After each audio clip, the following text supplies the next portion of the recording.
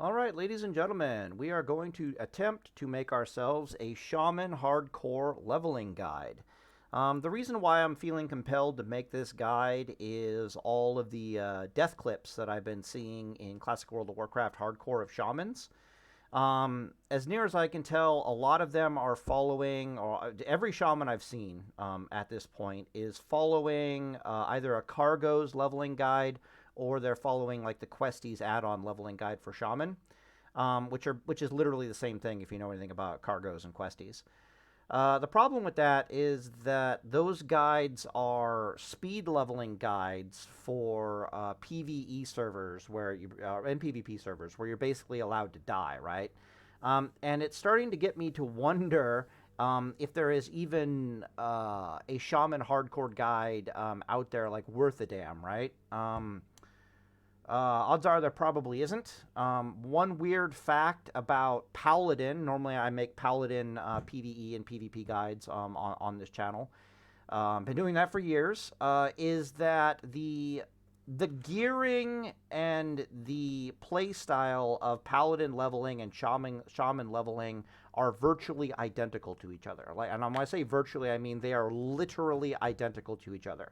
Both classes are mana using healer hybrid classes that can wear a shield, and they front load all of their damage with their spells and then beat something to death with melee attacks so that their mana can regenerate. Both classes have effectively seals or weapon enhancements if you're a shaman. So, for example, Wind Fury and Flame Tongue Totem or Flame Tongue weapon, and I think it's Earth. It's Earth something, right? Can't remember what it is. It's like no Rock Biter. Yeah, Rock Biter. There we go. Other fun fact about me is I every once in a blue moon I actually do make shaman guides in this channel. Despite the fact that I play a ton of paladin, my second most played class in World of Warcraft is shaman. I have leveled shamans to 60 multiple times in Classic World of Warcraft, but just never from like a hardcore perspective, if that makes any sense. So today I'm going to vomit a lot of information to you guys that normally you'd only find me talking about in concerns with Paladin. But today we're talking about Shaman. But luckily, a lot of this information translates over a 1-to-1 ratio. All right, so the first thing to talk about is how stats affect your character in Classic World of Warcraft. Back in the day, I actually got up off my butt and tested all this stuff, and it's been refined over the years at this point, so we're just going to go over it really fast. So the first thing to observe here is how strength stamina affects your character. This, I think, might be a little bit different for Shaman. I can't remember in Classic World of Warcraft if Shamans use strength or if they use agility. But just think of this as like attack power on your character in general, right? So attack power on your character while you're leveling, if all of your gear is just pure like strength stamina or attack power stamina gear on your character. I think they use strength in Classic World of Warcraft. I'm pretty sure about that. Um, it's only worth about a plus 25% damage bonus. Strength gear and attack power gear isn't really all that good in Classic WoW until it starts bouncing back and forth multiplicatively with like a critical strike damage bonus, right? So when your character's got this, like, plus 30% damage from like epic strength gear, and your character's running around with like a 25% critical strike, those numbers start synergizing with each other to a pretty terrifying degree. On top of when you're like later levels and you've got things like, Mortal Strike or Seal of Command or Wind Fury, blah, blah, blah, blah, blah, blah, blah. Strength or attack power in general doesn't really start being competitive until all the puzzle pieces are starting to mathematically go Super Saiyan with each other. While you are leveling, you tend to be missing critical components to that puzzle piece, most notably hit rating, and the other one is plus hit gear and critical strike chance. While you're leveling, almost no gear in the entire game has critical strike chance on it, and it certainly doesn't come with attack power and critical strike. On top of that, Shamans also scale pretty hard with spell power. Same thing with Paladins. but while you're leveling, there's almost no spell power gear whatsoever in the game. When you do find stuff like that, yeah, it's just terrible. The moral of the story here is that strength stamina or attack power or agility stamina or whatever the heck you're thinking about using with your stupid enhancement shaman is actually really bad while you're leveling, and there are noticeably better options, especially for hardcore. All right, so the noticeably better options are to either go int stamina gear or spirit stamina gear. And this requires a little bit of explanation. Int stamina gear will, if your character is just decked out in nothing but intelligence and stamina gear, you're going to have about a plus 130% thicker mana bar. All right. The reason why that synergizes pretty spectacularly with a bunch of things is that if you have heal in combat, you can turn this thicker mana bar into so much HP and so much survivability that you can pretty much run away from just about anything, or you can pretty much just face tank and beat just about anything. The running away is a different story. I'll get to that in a second. I'm like running away from anything, and I'm like, actually, stamina spirit gear only helps you run away from stuff in one specific context, but blah, whatever, complicated. But you just end up having so much survivability that you can then get so much additional spirit regeneration baseline on your character that you just end up being this incredibly hard to kill, super survivable build. Hand in hand with this, and possibly even the by far the better build for Shaman while you're leveling, is to wear Stamina Spirit Gear. Stamina Spirit Gear is a little bit dynamic, though, because at the lower levels, all characters in Classic World of Warcraft come with a very high baseline amount of spirit regeneration, but that number falls off pretty terrifyingly. So, for example, my level 24 Paladin has 20 butt naked. Level 24 Paladin is regenerating 20 mana every 2 seconds from his baseline spirit regeneration. By the time I start testing that stuff on my level 40 Paladin, my level 40 butt naked Paladin regenerates a whopping 25 mana every 2 seconds. So it goes from 20 mana to 25 mana over the course of damn near 20 levels of upgrading. So at the low levels, your spirit regeneration is incredibly high, but at the higher levels, it is noticeably low. It doesn't scale up very much over time compared to, say, your mana bar, for example. What this means is that when you're wearing Stamina Spirit Gear, at the lower levels, it's only worth plus 50% mana regeneration increase, but at the higher levels, it ends up being worth plus 100% mana regeneration or more. It starts scaling extremely rapidly. The actual numbers for Stamina Spirit Regeneration is that 4 Spirit is worth 5 MP5 on your Shaman or / Paladin. Okay, 4 Spirit, 5 MP5. However, you're going to be... I like to think of it in terms of how much time am I going to be spending spirit regenerating, blah, blah, blah, blah, because of the 5-second rule, right? So the way the 5-second rule works, just in case you're completely clueless, is that when you push button in Classic World of Warcraft and cast a spell, when you use mana in Classic WoW and you cast a spell, for the next 5 seconds, your spirit regeneration is effectively turned off, all right? And then after that, after that 5 seconds, it will tick every 2 seconds. I just recently learned that it's like a server side tick thing, apparently.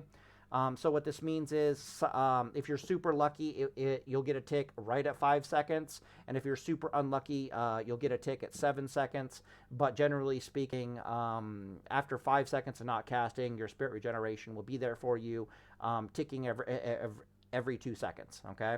And then 4 spirit, while that is ticking, is worth the equivalent of 5 MP5.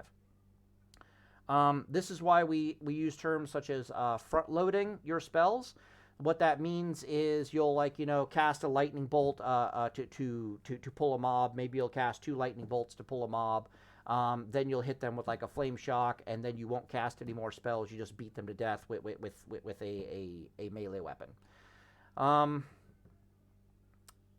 Yeah, it's like 1 or 2 lightning bolts and then like a flame shock, and then you beat them to death with your melee weapon.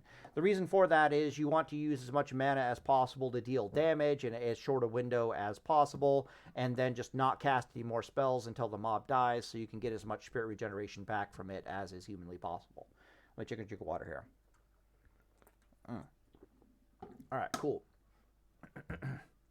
What this basically means is I can go over all the numbers, you know, blah, blah, blah, blah, blah. But basically when you're using Stamina Spirit Gear and you're leveling either a Shaman or a Paladin, you just get to go from mob kill to mob kill to mob kill to mob kill. And you basically just never have to drink whatsoever.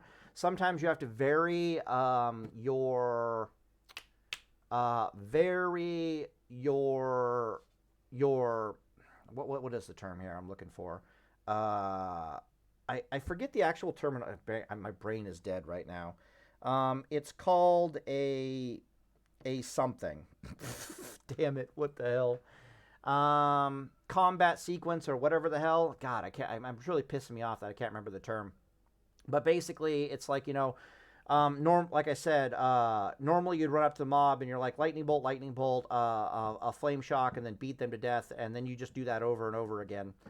Literally, I can't remember the term. It's driving me pretty nuts here. A combat sequence, whatever the hell. Okay, I give up. I'm just going to keep talking. Sometimes you have to vary it because the spirit regeneration isn't enough to really keep up with what you're doing. So for the next mob pull, you might just pull with flame shock, and you might not bother with the lightning bolts, or you might throw 1 lightning bolt, and you might not bother with the flame shock.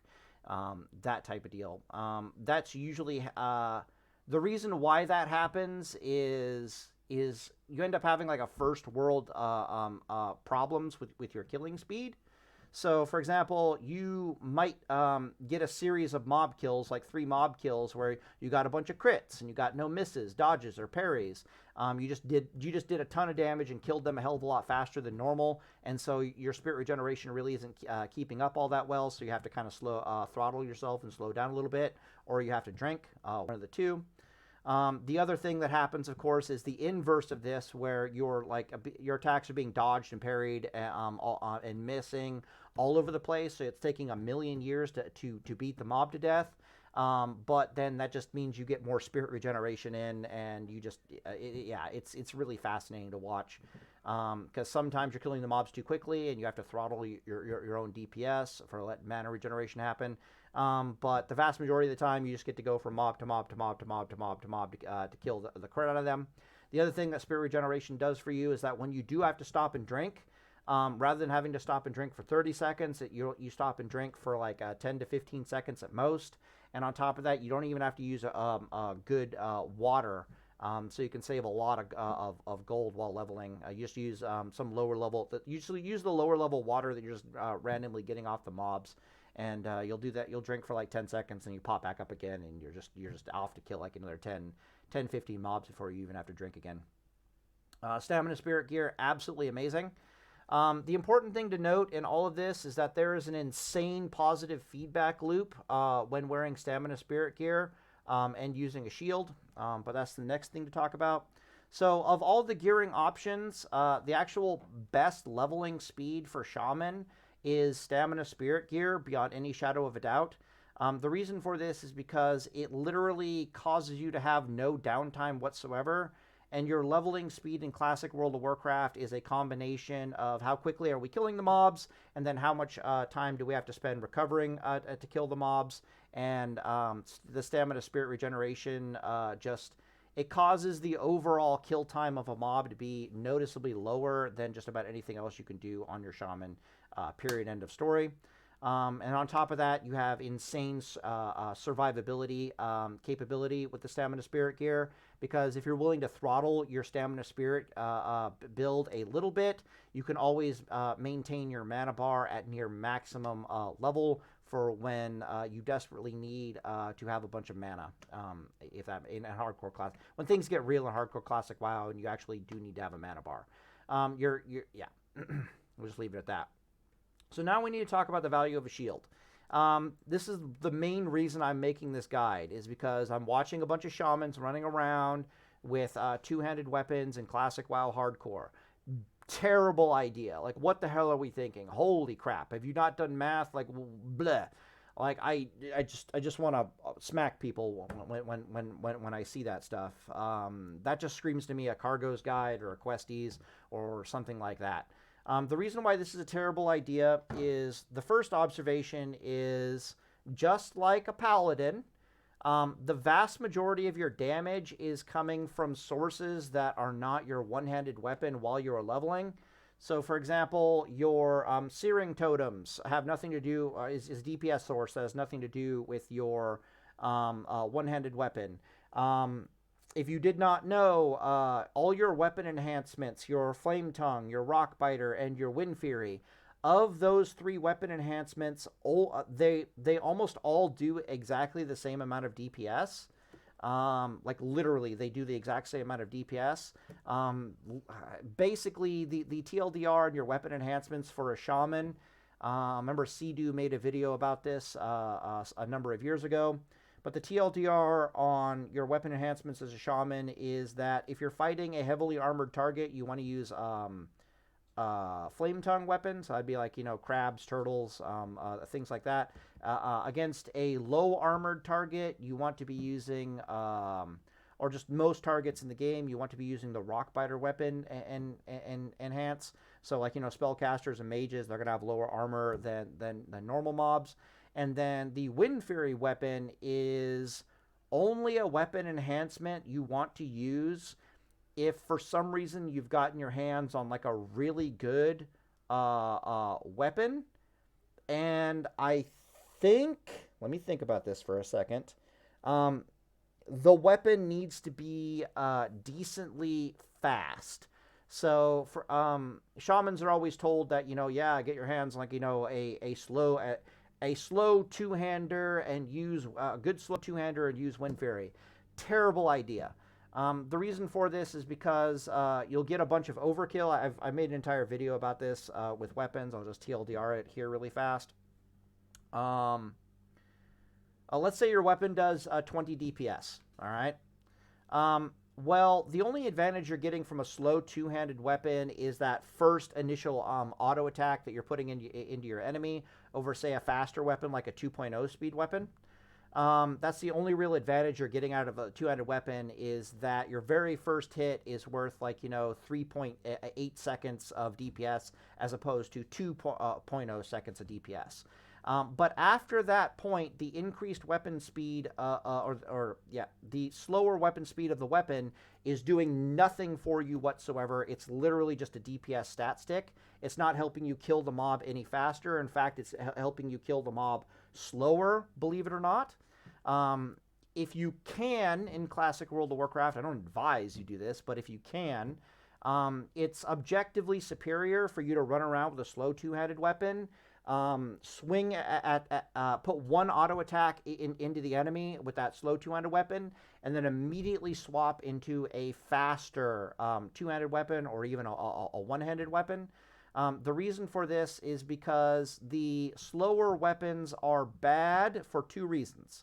The first reason that they are bad for is that they can easily overkill the target. So, for example, the target might have 5% life left, and you're standing there waiting for a 3.8 speed weapon to kill this stupid mob. And, of course, if that attack, it dodges, parries, or misses, you're going to be standing there for another 3.8 seconds, which is really, really bad. Whereas the faster weapons, there's no problem with that whatsoever. You're just going to hit them once, they're going to die. Even if it dodges, not that big of a deal. You're going to just wait, 2.0, 2 seconds before you hit them again. It's not that big of a problem. So the faster weapons are better for kill speeds on the back end. The slower weapons are better for kill speeds on the front end. And then that's where you get the magical synergy of the two, where you swap between the two weapons and you end up getting the best of both worlds. So the other reason why the two-handed weapon is really bad of the slower ones is if you miss that first auto attack for whatever reason, and when you're leveling, there's going to be a 15% chance for you to miss that first auto attack, because you have a 5% chance to miss, on top of the fact that you have the enemies have like a 5% chance to parry, and they have like a 5, 6, 7% chance to dodge. It gets higher and higher as their stats go up as the game progresses. So at a minimum, there's like a 15% chance for you to miss that damn mob. If that slow two-hander misses its first auto attack, all the advantages of your slow two-hander are completely fucking wasted. Just out the window, just gone. Whereas with the slower two-handed, you miss the first auto attack, you're like, yeah, okay, whatever. No big deal. You're just gonna not overkill them on the back end, and that's where you get value. This is where we also bring in Wind Fury Totem. So the Flame Tongue Totem and the Flame Tongue weapon and the Earth Rock Biter weapon. There we go. They don't care whether they're using a faster weapon or a slower weapon. They basically just are a raw DPS increase on your weapon. Whereas the Wind Fury, the additional Wind Fury attacks, they have a chance to dodge and they have a chance to miss. On top of the fact that you need to hit the mob in the first place in order to proc Wind Fury. With Seal of Command has a similar mechanics and effects to the Wind Fury weapon. We call it Seal the Casino, and if you do the math behind it, missing and dodging and getting your attacks parrying does terrible, awful, no good things to both Wind Fury and to Seal of Command. Okay, you follow me on this at all? I don't... Hopefully I'm making sense of that. I can pull up a calculator and show you exactly what the heck I'm talking about here really fast. Where the heck is my calculator? Come on, you can do it. All right, I just need to get through this really fast before we can talk about the other stuff. The shield stuff is basically all this is building up to wear a damn shield because there's a massive amount of synergy between the armor you gain from wearing a shield, the standing effective HP gain, the healing effectiveness that you gain, and then the spirit regeneration effects from being so much more tankier and not having to heal anywhere near as much, which means you get to have your spirit regeneration happen way more, and that's why you're going to be using a effing shield and not a two-hander, and wearing stamina Sprit Gear. But I just need to do this. It's like OCD shit, so just bear with me here. All right, so Seal of Casino on your Wind Fury weapon is like, let's say you do like 100 attacks, right? And the enemy, you've only got like an 85% chance to hit. So we got to multiply this by, 0.85. Okay, cool. But then you've got like, a 20% chance for Wind Fury to proc. So then I'll take 20% of this number. Okay, cool. Of our 100 attacks, we're going to get 85 hits. And of those 85 hits, we're going to get 17 Wind Fury procs. But 17 times 2, so we'll get like, additional 34 auto attacks out of our Wind Fury weapon enchant. But, oh, wait a sec, we also have to, all of these attacks can also, dodge, miss, and parry, right? So I got to multiply that by like, 85%. And congratulations, Wind Fury is giving you a total of an additional 29 auto attacks. In the grand scheme of things, it's good. Don't get me wrong. It's really good. But just know that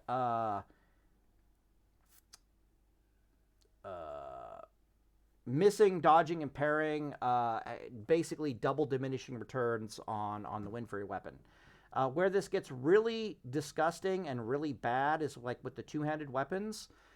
Because the other major downside with a slow two-handed weapon is that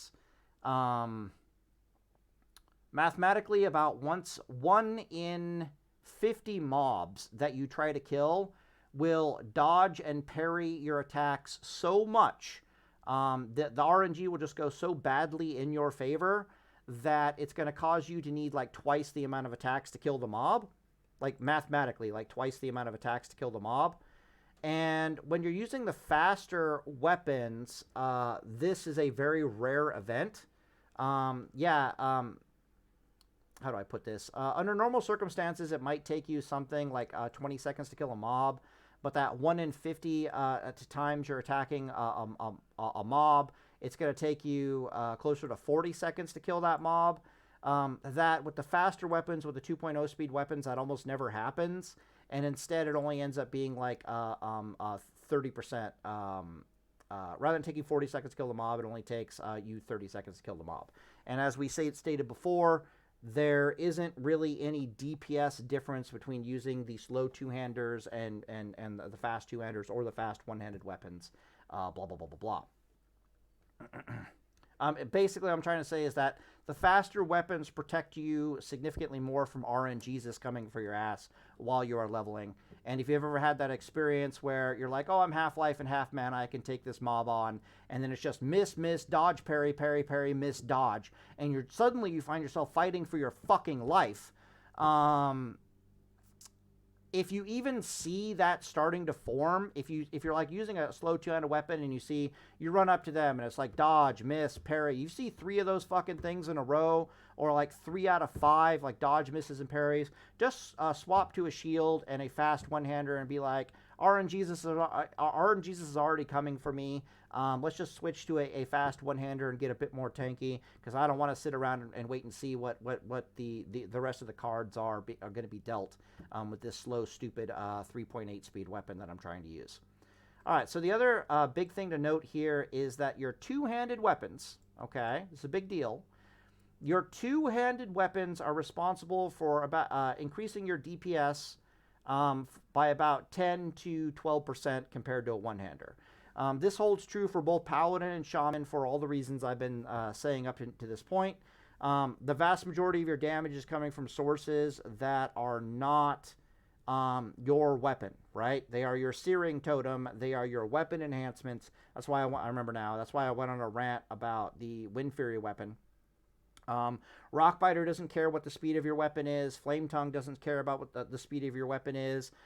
Wind Fury doesn't even care what the speed of your weapon is. In fact, Wind Fury wants a faster weapon. That way, it evens. It's not so subject to highs and lows of RNG variants. It doesn't overkill the shit out of a mob. Like, oh, the mob has 10% life left, and now my Wind Fury procs. Great. Completely wasted. You won't get that with Rockbiter or Flame Tongue weapon. Then RNG reasons for that as well. On top of Flame Shock and your Lightning Bolts and all that. Even your I want to say Lightning Shield. None of that has all that DPS has nothing to do with whether you're using a one-hander or a two-hander whatsoever. And the end of the day, it ends up being the case that the vast majority of your damage as a shaman is coming from sources that are not whether you're using a one-handed weapon or a two-handed weapon. And the difference between using a one-handed weapon and the difference between using a two-handed weapon is about a plus 10 to about a plus 12% increase in damage. Okay? Sounds good until you start looking at the other possibility, especially considering a hardcore server, right? And that is wearing a damn shield. So when you wear a shield on your shaman, it effectively increases your armor by about 100%. And that's, if you're wearing mail, it increases it by about 70%. If you're wearing plate armor as a paladin, it increases it by 60%. If you're wearing leather, it increases it by 100%. If you want proof of that, just look at this over here, right? This is a level 19 shaman. He's wearing a bunch of gear that is appropriate level, like, stamina, spirit, leather gear. He has a whopping almost 900 armor on this character. And if I scroll over the shield, 400 of that almost 900 armor, like that, 880 armor is coming from his damn shield. The sheer act of having an up-to-date shield on your shaman is almost a 100% armor increase on your shaman, which we have to put that in perspective. Okay, what does that mean? Well, it means a plus 25% increase in your standing effective HP. Versus most melee attacks. So this shaman here has, we'll say he has almost 800 HP. If he had 800 HP, this shield means he has more like 1,000 HP that the enemy has to chew through. It's a plus 25% increase to your standing effective HP. Actually, no, I'm right about that, because I have to take this number and then multiply it by the armor if he didn't have the shield, which turns out he has about 800 effective HP without the shield, and then when I put the shield on, he has about 1,000 health with the shield on effective HP. So yeah, it's about a 25% increase to your effective HP. Things that people don't often think about, it also has a plus 25% increase to the effectiveness of all healing on your shaman, like health potions, your active heals, people healing you, your totems. I think it's like Healing Stream Totem. ticking away. All effective healings on your paladin, on your shaman are increased by 25%.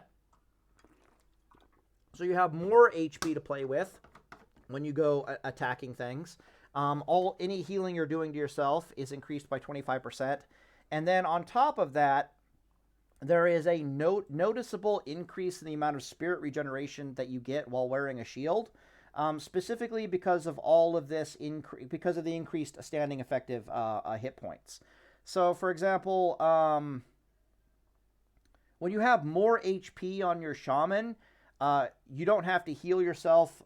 You can be in a dire situation of fighting 2 or 3 mobs for a longer period of time before you actually need to heal yourself. And because you can do that, you can let spirit regeneration happen for noticeably longer amounts of time, which has a positive feedback loop with the spirit regeneration. It's important to realize that wearing a shield on your shaman and wearing stamina spirit gear has a pretty insane positive feedback loop. First off, you having more mana to play with means you get to do more damage, right? Which helps make up for the fact that we're not wearing actual damage gear. You wearing a shield gives you more standing effective HP, which means you can spirit regeneration longer before you need to heal yourself. When you actually do heal yourself, the heals are significantly more efficient. And then, which means you get more mana regeneration, which means you can heal yourself more. You just have this insane positive feedback loop that, in the grand scheme of things, means that you're somewhere around about twice as hard kill that you otherwise would be. The sheer act of wearing stamina spirit gear increases your survivability, the difficulty at which the mobs in the world will find to kill you by something like 50%. You put on a shield and suddenly that number goes up to 100 or 150%. You're just insanely hard to kill as a shaman while you are wearing a shield. This also ends up synergizing with the talent points when we get to it. You'll notice that this is 0x21. This X down here, if I do believe this is elemental, right? This is the 0 is elemental, the X is enhancement, and then the 21 is the restoration tree. Why 21 points in the restoration tree? Well, we're going to be wearing a shield. We're going to be using stamina spirit gear.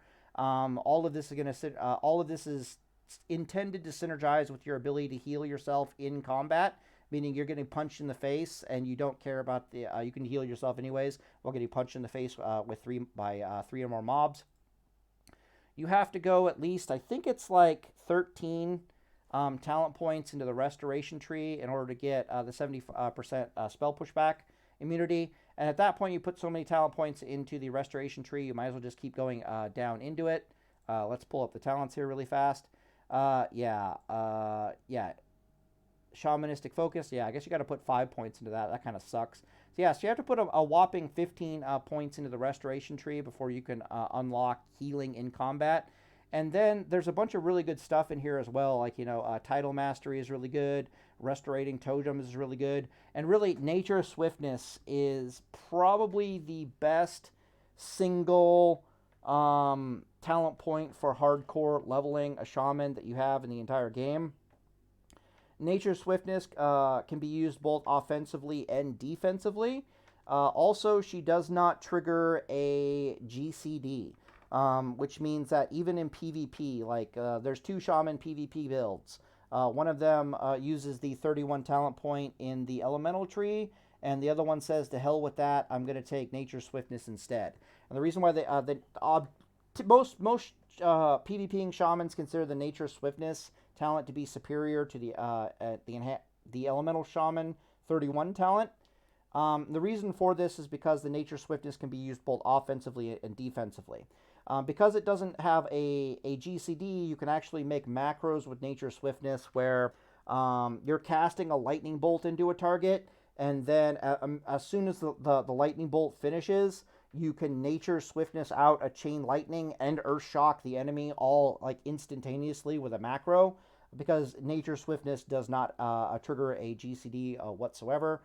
So you can use this stupid thing offensively to kill runners. So if there's a running mob and for some reason you just need it to die, You're like, hey, I'm gonna like Earth Shock that running mob to death, and somehow it just lives. You can literally click Nature Swiftness and instantly poop out a lightning bolt in their direction, which mathematically should kill them at that point. Or you can just chain lightning them. It is what it is. So you can use this thing offensively on cooldown, or you can hold it in reserve defensively. Generally speaking, in hardcore, you're going to want to use this ability held in reserve purely for defense. This ability, combined with all the other things we're going to talk about as your battle plan for running away, is basically worth its weight in gold. When you are running away, due to the leash mechanics in Classic World of Warcraft, it's really, really hard for you to heal yourself, both as a paladin and a shaman. The paladin gets away with it by just, bubbling, right? Bubble's basically as good as a heal while the paladin is running away. Not so much for the shamans. Shamans, nature swiftness, super, super important for you running away, because you're not really going to have a healing potion when you're running away. You're going to be using a free action potion virtually without exception. Your battle plan for running away as a shaman, like running for your effing life, we can look at it right here, is your escape plan. Everyone needs to have an escape plan in this classic hardcore. Is going to be to drop an Earthbind totem, also to drop a target dummy, to drink a free action potion. If you have nifty stopwatch, you want to pop that. That'll make you move even faster. You should have this thing around about level 40-ish. And then to activate Nature Swiftness to heal yourself instantaneously to full. If you have all of these things together, you technically don't even need the nifty stopwatch, as long as you know how to run in such a manner that you don't get dazed, which I'll showcase here at the end of this video. But we prefer to have a nifty stopwatch. It helps us run faster.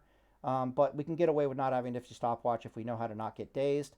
All of these things in conjunction with itself, if you just pull the trigger on it when you're running away, if you hold all this stuff in reserve to run away from the mobs, basically going to make you unkillable.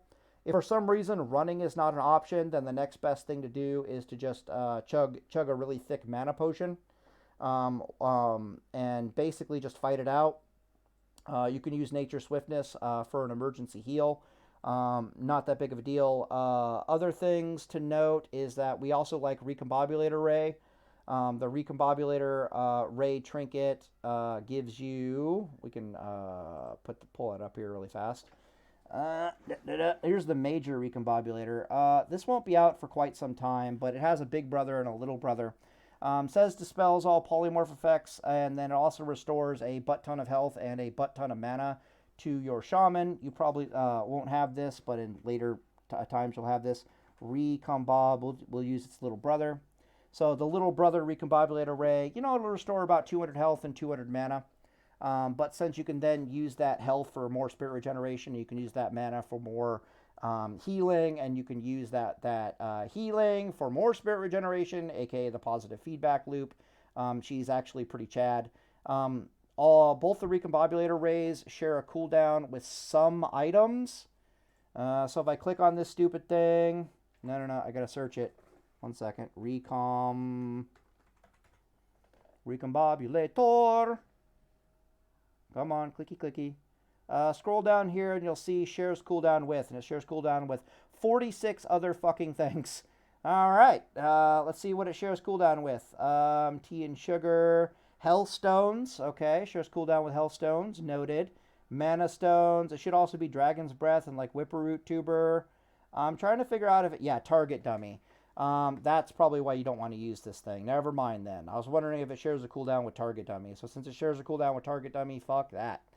To hell with that. Oh, right. I'm not so sure. Huh. Anyways, this is a stand and fight trinket, not so much a runaway trinket. Huh. Very interesting. Where the heck were we? Tools, gear planner, shaman, orc. Roger that. And then just the gear. Okay, cool. Right, so you need to have a battle plan to run away. In Guzu's death, right, he needed to have a battle plan to run away. He basically screwed up by drinking a health potion rather than a free action potion, on top of the fact that he was running, he wasn't running the right talents. In Guzu's death, if he had just chugged a free action potion and he had Nature's Swiftness, he would have survived that, no problem whatsoever. Heck, he would have survived it because he knows how to run away, not being dazed. He just basically had to chuck a free action potion. Yeah, free action potion, nifty stopwatch, he would have been perfectly fine. But the swiftness, the Nature Swiftness is super valuable to you for your survival purposes. If you watch how Pilov died recently on his warrior, right? While you're running away with your free action potion, you don't have anything to heal yourself. You don't have. You probably target dummied, so you can't recombobulate array. You've jugged a free action potion, so you can't heal pot yourself. Almost all oh shit, let's get the hell out of here moments will happen when your character is 50% life or lower, right? Which means we kind of want some fucking healing if we're going to be running for our lives. The reason why Nature Swiftness is so valuable is because it'll provide you with that almost full heal while you're running away for your life, and it specifically causes you to stay alive versus hard casters, which is what Pilov died to, right? The casters are often out of range of the effects of a target dummy, and they're going to be casting on you, and while you're running away at half life, there's going to be like one or two casters that are going to bitch slap you, which may or may not kill you, especially if it crits. Nature's Swiftness fixes that, right? Because it's just boom, full life. You get hit by a couple frost bolts, lightning bolts, fireballs, whatever the fuck. You give no shits. Even if they crit, you lose half your life. You're like, whatever, I'm getting the fuck out of here. The other option, of course, is that you target dummy and then you literally take the time to heal yourself to full, despite the fireballs and everything, and then you try to make your escape while being healed to full. But I swear to God, just take Nature Swiftness. Like, what the fuck are we doing? Yeah, I have no idea why the hell we went deep enough into the Resto Tree. We put 15 effing points in the Resto Tree to get healing in combat. And then the battle plan is not to go 6 talents deeper to get Nature Swiftness. When Nature Swiftness can protect us from both runners. And there's also some really good stuff. Like, it's not like the 5 talent points to get down to Nature Swiftness are completely wasted. I also think you eventually get, there's like some, yeah. Nature's Grace, like what the fuck, bro? Increase your chance to hit with spells and melee attacks. Like, are you out of your goddamn mind? Restoration is absolutely BIS. 21 points in Restoration is unironically BIS for leveling in Classic Hardcore as a Shaman. Like, Jesus Christ. Yeah, know how to run away without being dazed. Talk about talents. All right, so the very last thing, and probably the most important thing here, is program compliance. Shout out to the late, great Paul Harrell for bringing this up, our concept. So you need to generate for yourself personally a very small list of rules, ironclad rules, for you to follow in your Classic WoW hardcore playthrough, okay? My personal list is a list of like 7 things. And this list is going to have to be tailored to you specifically after a few deaths in Classic World of Warcraft Hardcore. So, for example, if I was S-Fanned, right? One thing on my list with S-Fanned, if I was S-Fanned, it would be, if I am having fun, I am in danger. Because he gets bored and he tries to go have some fun and it gets him killed, right? Or he's not paying attention, he's reading chat, or he's talking to a friend, he's having fun, he's smiling, death. Fun is not allowed, right? Would be basically on my list. Exact same thing for Guzu.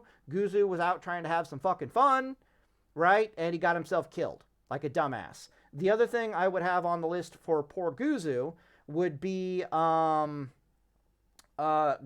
has a tendency to mentally be thinking about how he's going to win in like whatever crazy thing he's trying to achieve. He's like, this is how I'm going to win, this is how I'm going to win. He thinks a lot about how to win, when what he really should be thinking about is he should channel his inner,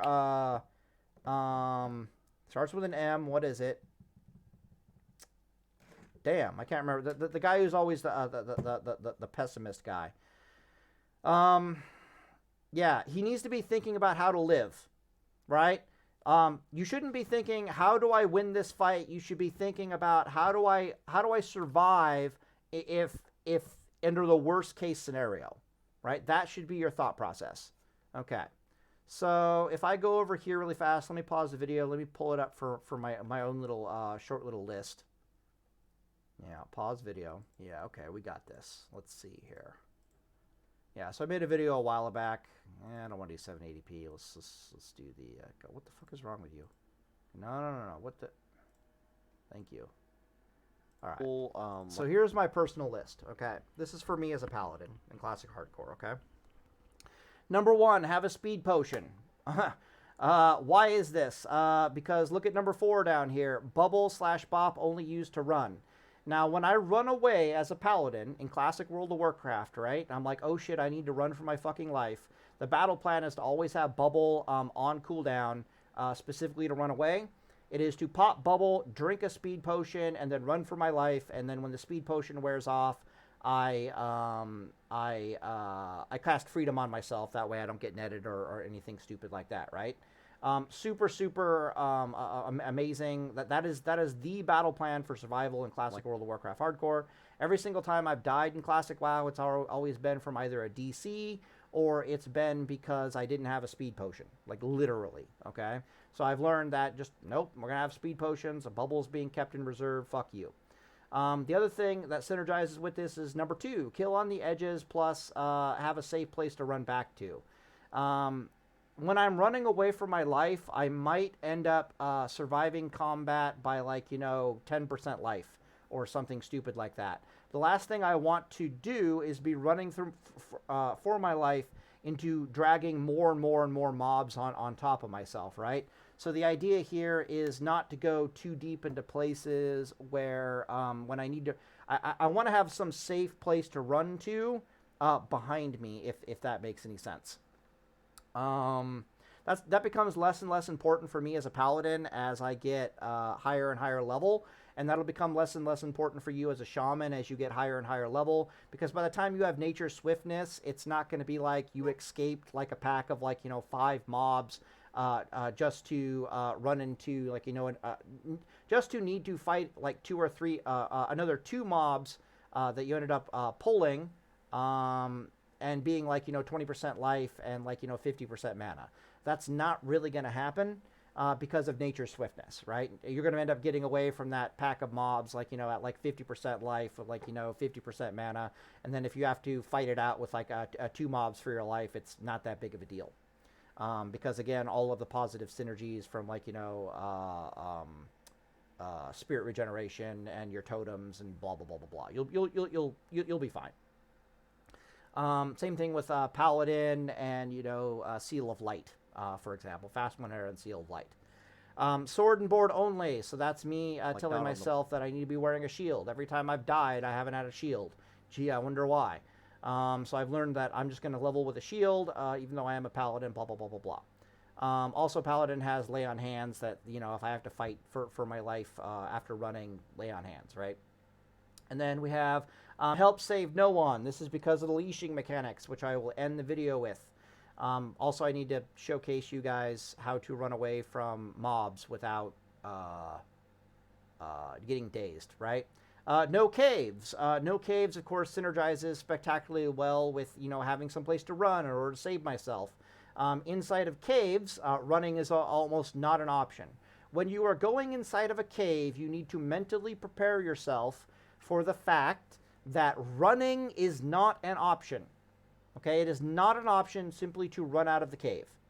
That is not an option. It is when you go inside of a cave, you enter fight to the death mode. Which means suddenly Recombobulator Ray Trinket might be the better option. Mana potions are your best friend under those circumstances. Literally, it's just fight to the death. Another reason why nature swiftness is absolutely amazing, because runners are a big fucking deal in caves. As a general rule, if I'm going to go into a cave, I better be familiar with that cave. And I don't want to see any patrols or any runners. So, for example, if there's like humanoid mobs that are going to run away and aggro their friends inside that cave, I'm not going in that fucking cave. That's a terrible idea. Because even if there are patrols in that cave, no, my bad. Even if there are no patrols in that cave whatsoever, the fact that we have humanoid mobs that can run away from me means there are effectively patrols in that cave, right? RNG will come for your ass. You'll be like, oh, I'm going to save my Earth Shock to kill this runner, and then it'll just miss or / be resisted. And then you're like, okay, well, I'll Nature Swiftness out a Lightning Bolt, and then that will be, like, you know, resisted, or it'll miss, and you'll be like, oh, fuck, right? No caves. The only time I'll be going into a cave is if, you know, there aren't humanoid mobs. They're Yetis. Okay, fine. Fucking Yetis. No big deal. Those caves will usually have like 1 or 2 mobs patrolling around. Not that big of a deal. They don't run away. You know, you're a stamina spirit, a geared shield using Shaman. You're going to be perfectly fucking fine. Even if you get layered on, you're still going to be perfectly fucking fine. As a general rule, stay the hell out of caves, but you can, you know, kind of scratch your head a little bit and be like, I have Nature Swiftness. I'm that deep in level. I know that I need to fight it out. There's no running mobs there. Yeah, but general rule, stay the fuck out of caves. Level CD less hours and days. Yeah, this is another big one for me personally because I live over here in China. There are very specific hours that I can play World of Warcraft without having DC issues whatsoever. If the game so much as, like, you know, coughs for a few seconds, I'll just, you know, shut it down and go play it some other time. That's the reason why I'm making this video right now, is these are the hours when I can't play. Everyone's getting off of work here in China. It's going to be a Friday night.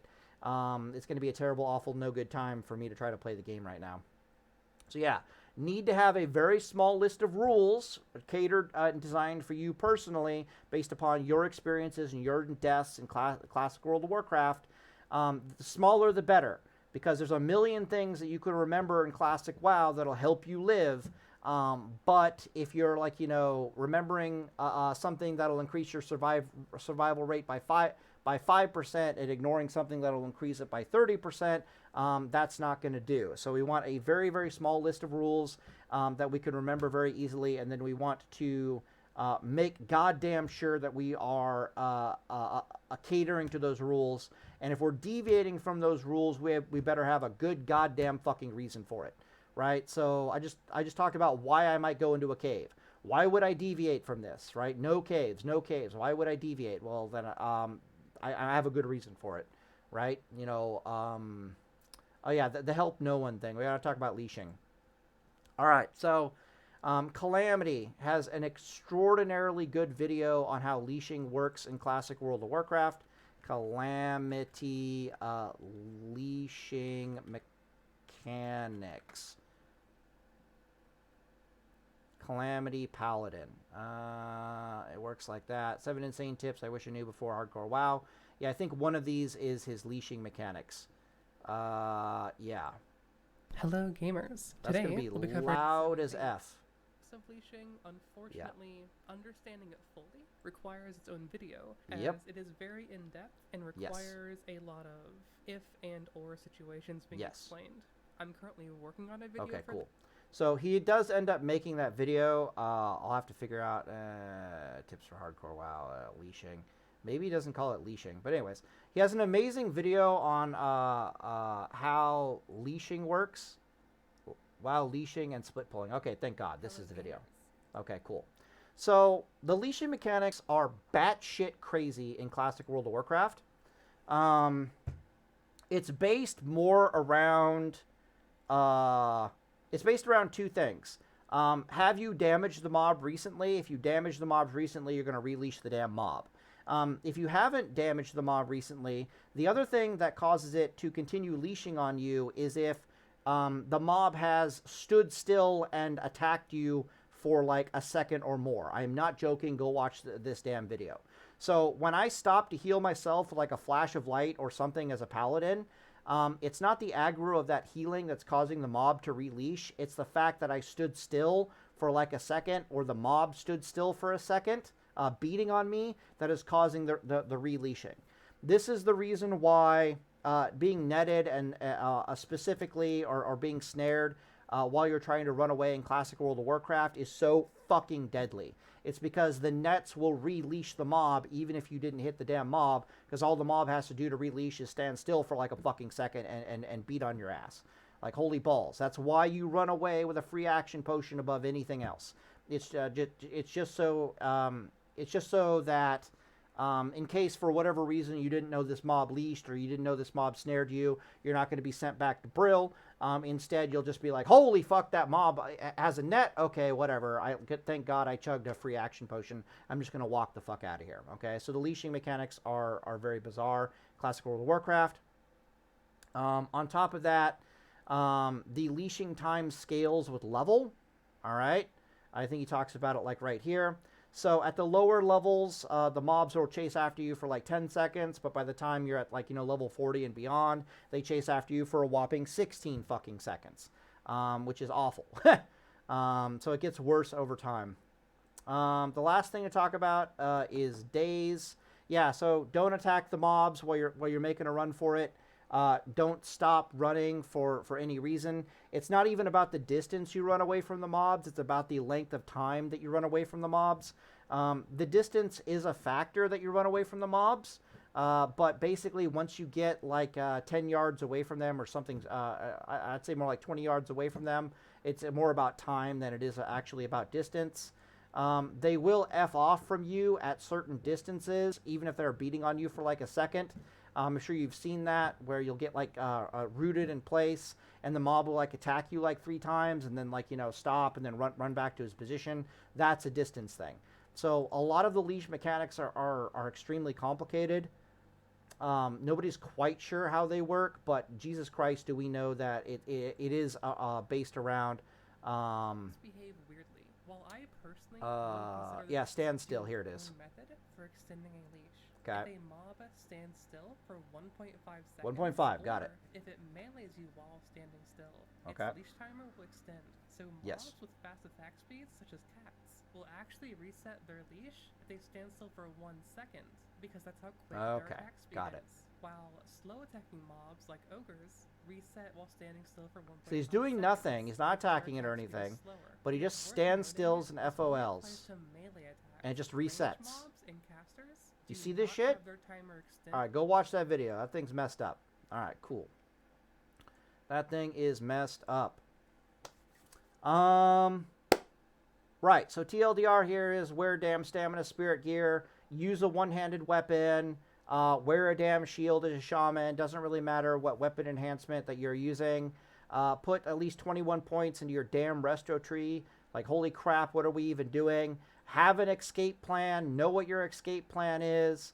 Literally Earthbind Totem plus target dummy plus free action potion with a nature swiftness. Nothing in the fucking game is going to be able to kill you. The mobs are going to be slowed. They're going to be attacking a target dummy for a little while, so you'll get some distance on them, so it's really hard for them to daze you.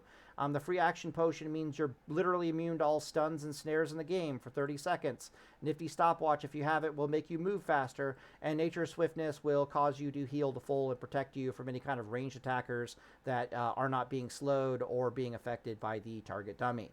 Okay? This is your escape plan. This is the literal equivalent to my paladin being like, yeah, I'm going to bubble and swiftness potion and then freedom and get the fuck out of here. And oh, by the way, I have lay on hands as backup. Right? Cannot die if you have this thing going on. Hold it in reserve.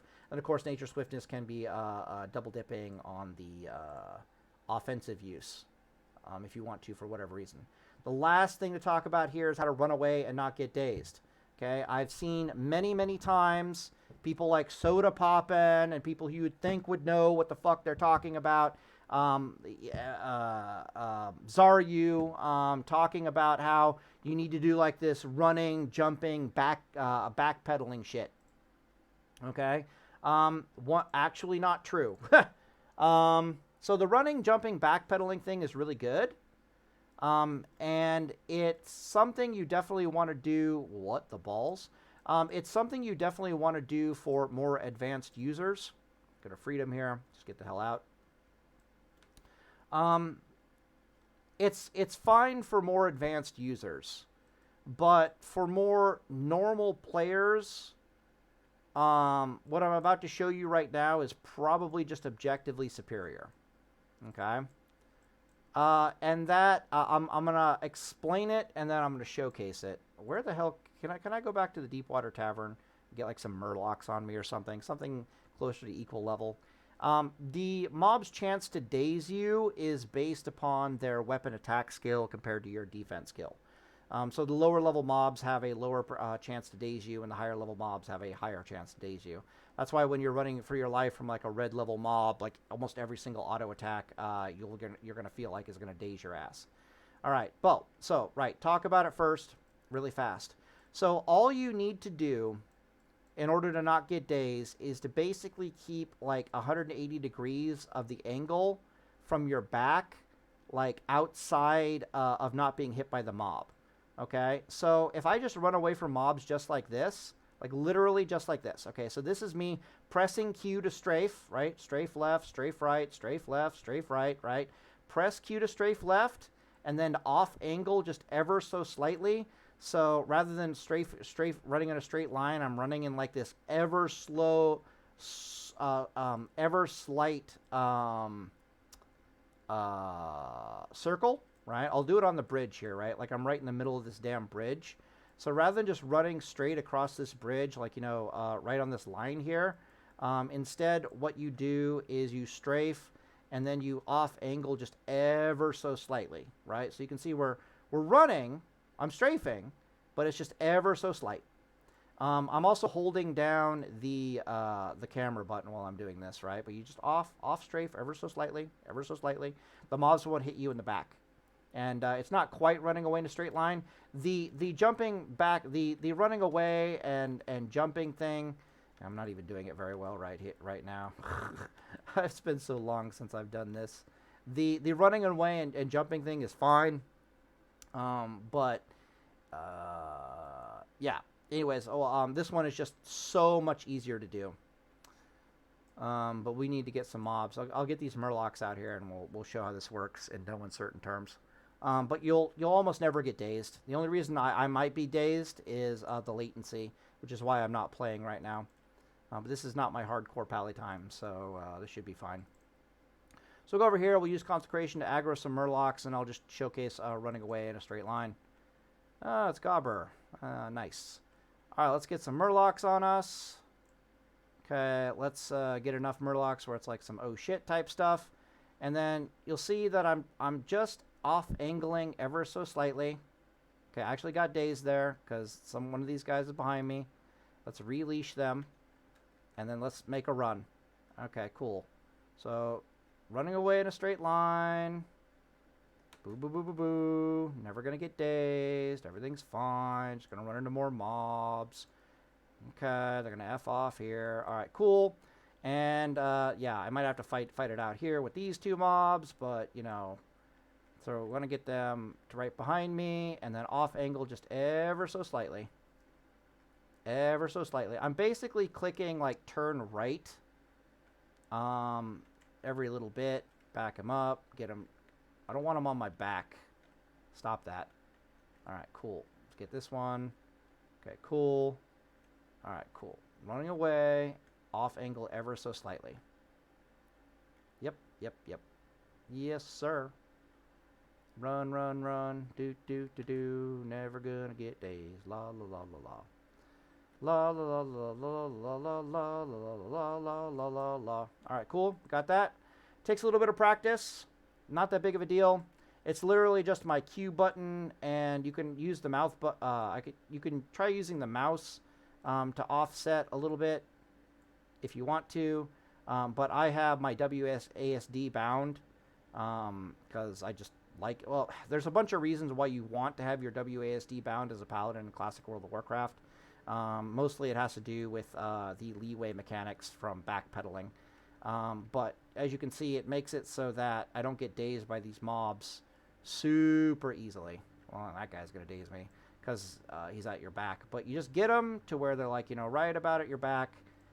And then just run in that little circle. Because again, it's not about the distance you're running away from the mobs. It's about the duration of time that you're running away from these mobs.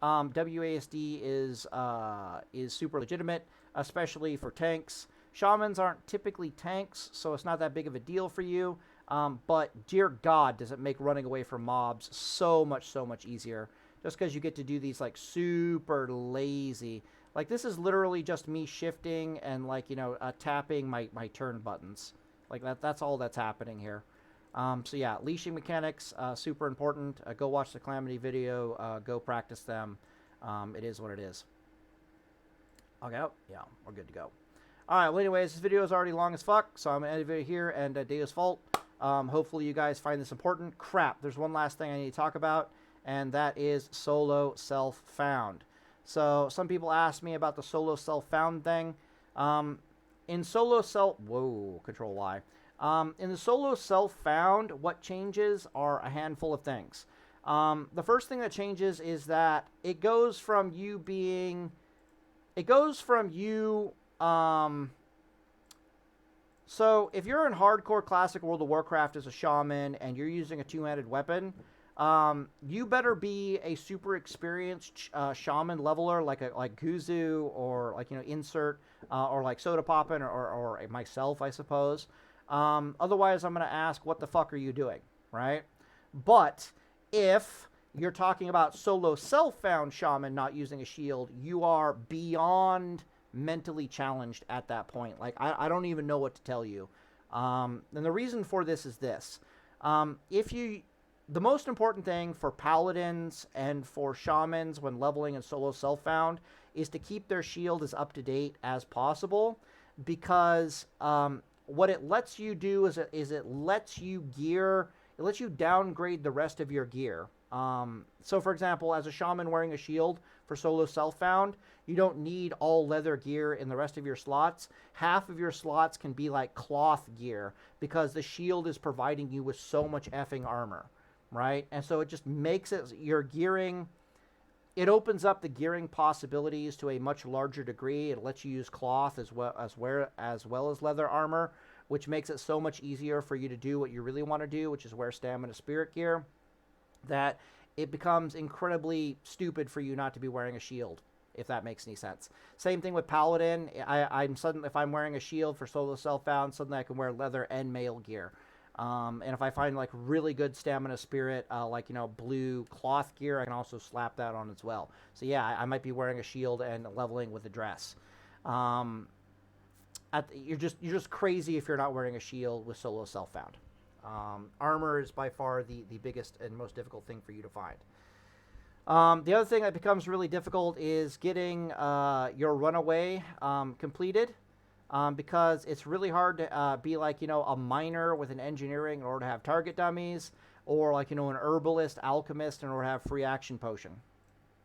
Let me just go look it up really fast. Free action, just to make sure I'm 100% certain on what the hell I'm talking about here. Okay, free action potion, recipe, bought from a vendor. Okay, that's all I needed to know. All right, is it bought from a vendor? How hard is it to get our hands on the recipe for free action potion? Sold by blah, blah, blah, blah, blah. What level do we need for this? 150 alchemy. Okay, so the best thing for you to do as your solo self-found shaman is to start your game off by being a mining herbalist. This is what I am in my hardcore as a paladin right now, but just for different reasons. You start your game by being a mining herbalist. Heck, you probably start your... I take that back. You probably start your game being like an herbalist skinner, because the skinner will get you enough raw silver that you can like train weapons, right? Because it's like 10 silver to train this weapon, 10 silver to train that weapon, which is really, really painful when you're super low level. But then you need to drop the skinning and pick up mining instead. But then you keep the herbalism. Basically, what you want to do with the herbalism skill is you want to stockpile enough herbs that you can then remove the profession in order to pick up alchemy. You then level alchemy enough that you can make a bunch of swiftness potions. Or my bad. Make a bunch of free action potions. You're gonna want like 50 free action potions. You're probably not gonna need. Honestly, you're probably not gonna need more than 30 to get to level 60. But since you can't trade with anybody, just go with 50, and you'll be like perfectly safe. Stranglethorn kelp, blackmouth oil. It's really easy to get. Stranglethorn kelp. You can find that pretty much anywhere on the beach. It's only one Stranglethorn kelp per swiftness potion, so you only need like 50 of these stupid things. And then blackmouth oil is really easy to get your hands on. But yeah, start by leveling, and it's gonna actually to train alchemy up to level 150 is incredibly easy, super easy to find the materials. By the time you're level 30. As a shaman, you'll have more than enough materials. Not even level 30. It'll be like level 24 or something. You'll have more than enough herbs that you can literally get rid of herbalism and then make the damn free action potions. Once you have the 50 or so free action potions, then you get rid of alchemy and you take engineering. And at that point, you've got your get out of jail free card all nice and set up, right? You've been mining this almost this entire time, so you have plenty of mining materials to make it up to target dummy. You've got your free action potions. You want to have your nifty stopwatch, but at that point you're within spitting distance of having nature swiftness. You are good to go. All right, am I making any sense here? But you desperately need free action potions. If for whatever reason you want to ignore what I'm trying to say right here, it is more important for you in Classic World of Warcraft to have free action potion than it is for you to have target dummy. Like, unironically, more important for you to have free action potion than target dummy. But if you're going to go that route, you need to know how to run in order to not be dazed, right? Because at that point, your running strategy is to drop a is to basically drop your target dummy totem and to not drop the Earthbind totem. Which is Stoneclaw Totem. So you drop a Stoneclaw Totem, you chug a free action potion, and then you make your run. But your enemies are going to kill that Stoneclaw Totem pretty goddamn quick, and they're going to come after you pretty goddamn quick. And you might be waiting on a daze or something like that to fall off. So you're just going to have to know how to run, how to be dazed. But my advice is just do what the hell I told you to do. Level alchemy, blah, blah, blah, blah, blah. If you need to know how to terminate a profession and retrain another profession, there's a little cancel icon right above the profession. You're like, what skill level is my profession? And like the top right-hand corner, there's a little cancel button that you can just click and get rid of it immediately and trade a new profession. But yeah, wear a damn shield. Super helps with your gearing. Opens up the possibility for you to wear cloth instead of whatever the hell else. Cloth and leather gear, blah blah blah blah blah. I don't have any professions on this character. There's no fucking way. Okay, yeah, profession. I want the skills. What's going on here? Skills. Okay, cool. And it's like first aid. Probably won't let me cancel first aid, will it? Nope. Okay, yeah. See this little button right here? Unlearn this profession. So you click on the skill, and you can literally click on this and unlearn the profession. Which I am, of course, not going to do, because that would be a terrible, awful, no good idea. So anyways, video long as hell, end the video here, and Deus Fault, good luck on your solo self-founds, good luck on your hardcore journey, and it is what it is. Deus Fault.